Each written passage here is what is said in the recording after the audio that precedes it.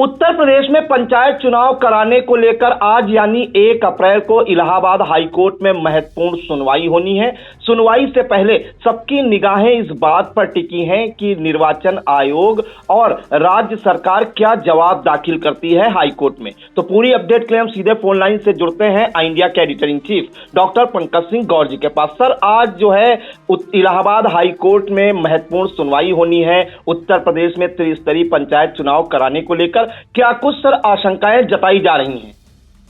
देखिए प्रांशु, आपको बता दें कि इलाहाबाद हाई कोर्ट में एक जनहित याचिका जो है दाखिल की गई है और उसको लेकर 25 अप्रैल को पहले सुनवाई होनी थी, लेकिन सुनवाई नहीं हो सकी। इसलिए 1 अप्रैल का दिन जो है आज निर्धारित किया गया है। इसको लेकर सबकी निगाहें इसी बात को लेकर लग गई हैं, क्या समय पर उत्तर प्रदेश में पंचायत चुनाव हो पाएंगे। क्योंकि जो जनहित याचिका है उसके पीछे भी यही मकसद है।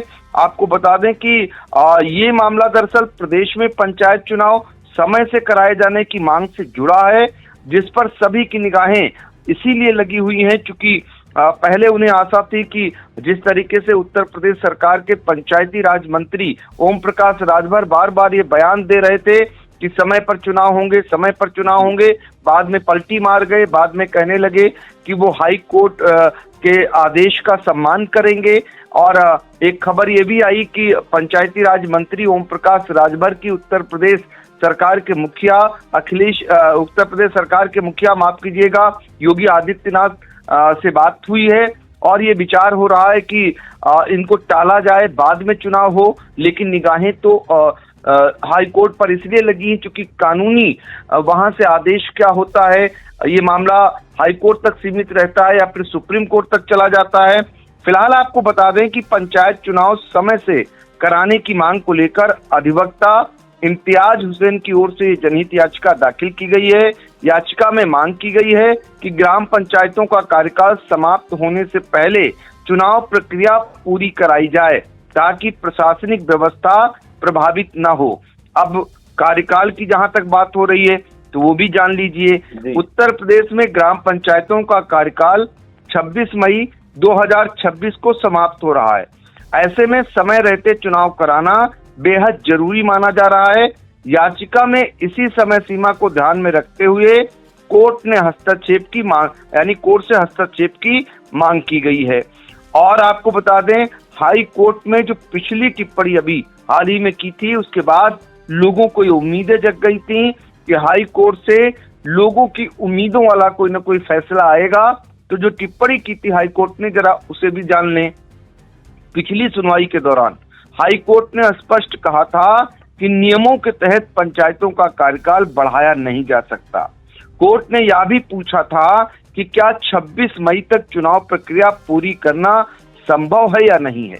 ये जब टिप्पणी आई थी तो ज्यादातर लोगों का ये मानना था कि समय पर चुनाव तो नहीं हो पाएंगे क्योंकि ओबीसी आयोग का गठन नहीं हुआ है। ओबीसी आयोग का अगर गठन होता है तो 3 महीने की कार्रवाई उधर लग जाएगी, फिर सूचना जारी होगी, तो लिहाजा ये चुनाव और ये जो कराने की अगर मंशा सरकार में है तो जुलाई तक जा सकता है। तो ये आशंकाएं जताई जाने लगी थी। अब जरा सोचिए कि राज्य निर्वाचन आयोग का जो जवाब दाखिल हुआ उसके बारे में भी आप जान लीजिए। राज्य निर्वाचन आयोग की ओर से हाई कोर्ट में जवाब दाखिल किया जा चुका है। आयोग ने अपने पक्ष में कहा है कि वह पंचायत चुनाव समय से कराने के पक्ष में है और आवश्यक तैयारियों पर काम किया जा रहा है। ये राज्य निर्वाचन आयोग पहले ही हाई कोर्ट में कह चुका है। अब इसीलिए सबकी निगाहें हाई कोर्ट पर आज जो सुनवाई होनी है उस पर टिकी हुई है। तो आयोग के जवाब के बाद आज होने वाली सुनवाई को बेहद अहम माना जा रहा है कि कोर्ट इस मामले में चुनाव प्रक्रिया और समय सीमा को लेकर महत्वपूर्ण दिशा निर्देश दे सकता है। अब यही आस है और यहीं से देखना होगा कि हाई कोर्ट से आज होने वाली सुनवाई पर क्या कुछ वहां से निकल करके आता है, क्योंकि लोग सरकार से फिलहाल उनकी आशाएं नहीं हैं। पहले ही अपनी रिपोर्ट में प्रियांशु हम लोगों ने ये बताया था कि सत्ता पक्ष नहीं विपक्ष भी नहीं चाहता कि चुनाव हो। दोनों का मत ये है कि विधानसभा चुनाव के बाद चुनाव हो पंचायत के, क्योंकि बाद में होंगे तो जो पार्टी बंदी होती है वो नहीं होगी, पार्टी के अंदर कलह नहीं होगी, और जिसकी सरकार होगी उसकी, यानी कि जिसकी लाठी उसकी भैंस, जिसकी सरकार होगी वो अपने मन मुताबिक ग्राम प्रधान, जिला पंचायत सदस्य, बीडीसी, ब्लॉक प्रमुख और जिला पंचायत अध्यक्ष जैसे महत्वपूर्ण पदों पर अपने लोगों को बिठाने में सफल होंगे। ये मंशा सरकार की हमेशा से रहती है। तो यही कारण है कि विधानसभा चुनाव के बाद जो है त्रिस्तरीय पंचायत चुनाव कराने के पक्ष में सत्ता पक्ष और विपक्ष कहीं ना कहीं दिखाई दे रहे हैं। लेकिन अब हाईकोर्ट अगर बीच में आ गया है और हाईकोर्ट में सुनवाई हो रही मामले की, तो वहां से क्या कुछ निकल करके आएगा, इसी पर सबकी निगाहें लगी हुई हैं। और इस बीच खबर ये भी आ रही है कि जो विधानसभा के चुनाव हैं जो वो भी आगे टल सकते हैं, क्योंकि विधानसभा चुनाव का अगर माने तो मार्च तक जनगणना रहेगी, और जनगणना का ऐसा कार्य होता है जिसको टाला नहीं जा सकता, तो वो भी बढ़ सकता है चुनाव। तो ऐसे में कब होंगे चुनाव, एक बड़ा संशय बना हुआ है। ऊहापोह की स्थिति है। गांव में बहुत सारे लोग, जब एक ऐसी उम्मीद जगी थी कि पंचायत चुनाव हो जाएंगे, तो लोगों ने पता नहीं कितना खर्च करना शुरू कर दिया था। फिर खबरें आई कि सरकार नहीं चाहती, तो लोग फिर से बैठ गए, डाउन हो गए। अब उम्मीदें फिर से हाई कोर्ट से बंद गई हैं और उस पर सबकी निगाहें भी लग गई हैं। तो कुल मिलाकर के आज का फैसला, आज का जो सुनवाई है, उसमें क्या कुछ निकल करके आएगा, इस पर आई इंडिया की नजर रहेगी।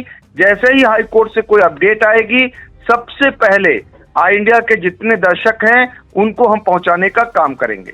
जी बिल्कुल। तो उत्तर प्रदेश में त्रिस्तरीय पंचायत चुनाव करवाने को लेकर इलाहाबाद हाईकोर्ट में आज अहम सुनवाई होनी है, और सुनवाई से पहले राज्य निर्वाचन आयोग अपना जवाब दाखिल कर चुका है पहले ही। अब सबकी निगाहें इस बात पर टिकी हैं, क्या डेडलाइन से पहले चुनाव करवाने का जो आदेश है वो कोर्ट दे सकता है। तो कोर्ट में क्या कुछ आज रहने वाला है, आई इंडिया दर्शकों तक पहुंचाने का काम करेगा। सर, इन तमाम जानकारियों के लिए आपका बहुत बहुत धन्यवाद।